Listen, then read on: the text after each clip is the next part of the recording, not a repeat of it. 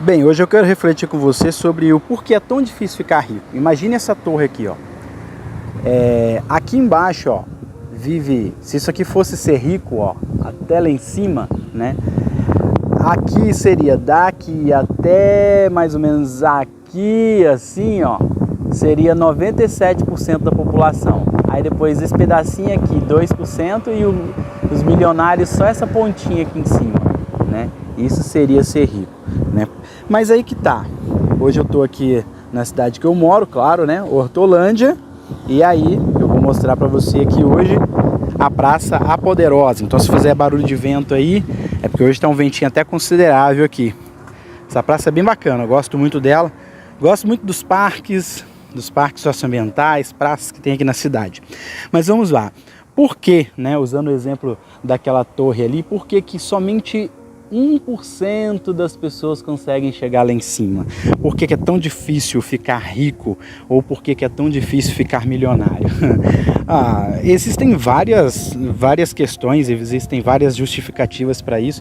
Eu não quero ser o dono da verdade, aliás, isso aqui não é uma verdade absoluta, isso aqui não é o que de fato, não, é isso mesmo e acabou. Não, isso aqui é apenas o meu ponto de vista, tanto de assunto quanto de vídeo, por onde eu estou mostrando aqui o meu ponto de vista aqui dessas imagens para você, né, em tempo real, no momento que eu reflito, eu estou andando aqui. Então, imagina, por que é tão difícil ser rico, por que é tão difícil ser milionário? Existem várias respostas para isso, né?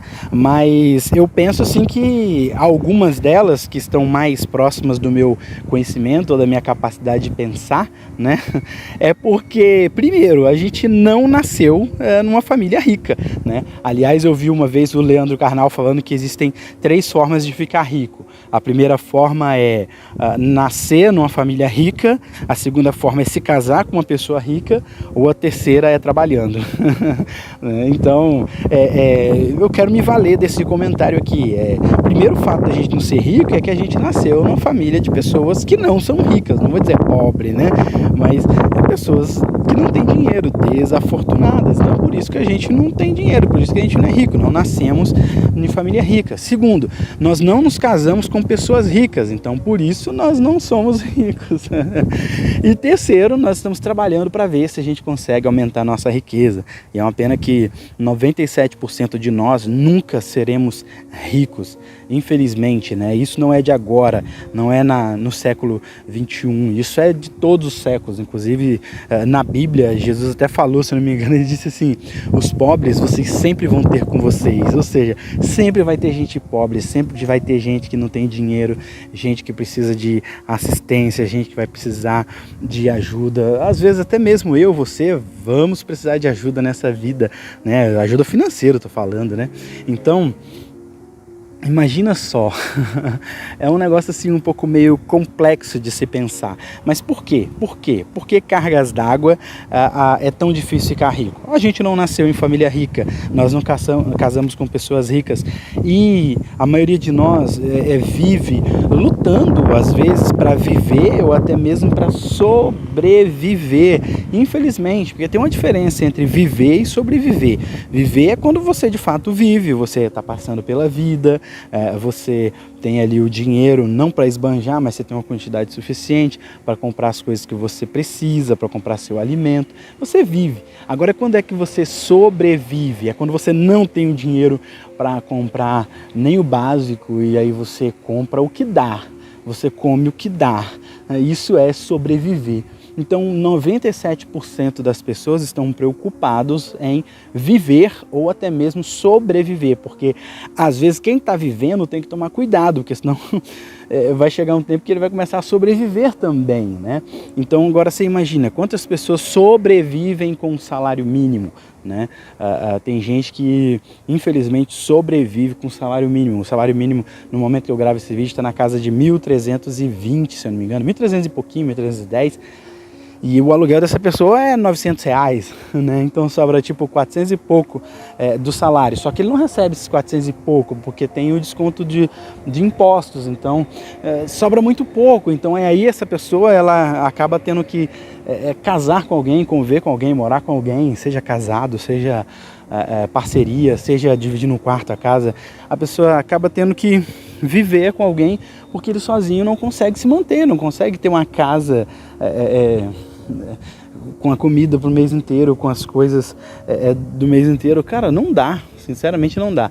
Essa aqui é a estátua da Poderosa, que dá o nome a essa praça aqui. Essa praça é a Praça da Poderosa. Mas enfim, continuando aqui.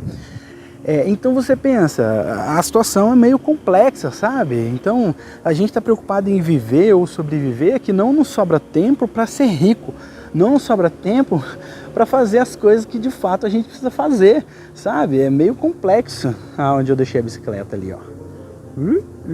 Deixei a bicicletinha bem ali para poder fazer essa reflexão aqui com você. Esses dias eu estou vindo trabalhar de bicicleta, mas enfim, vamos lá, continuando. A gente não tem tempo, cara, não tem tempo, não sobra tempo pra gente fazer o que a gente precisa fazer na nossa vida, para juntar dinheiro, para enriquecer.